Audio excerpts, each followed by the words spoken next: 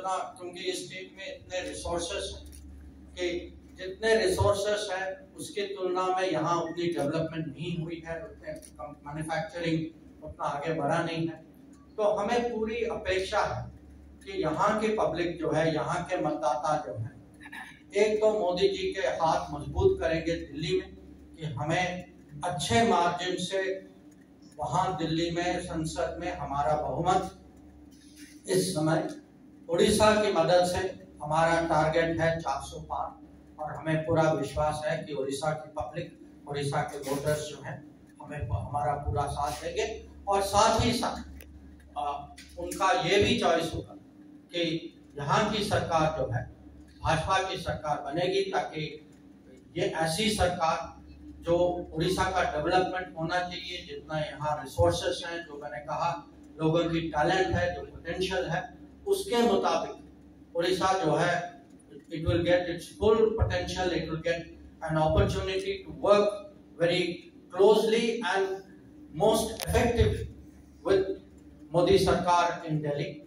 So that is the expectation that we have from the coming elections, and I am very confident that the people of Odisha will definitely repose their trust in Prime Minister Modi.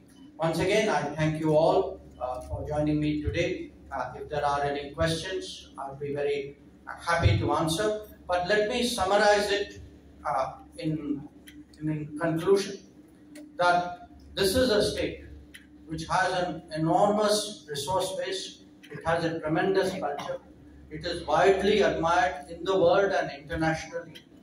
By making the Konark Wheel the branding of the G20 in the world, we have today helped to stir international interest today in coming to Odisha. We hope that there would be many more opportunities for the tourism industry also to grow here.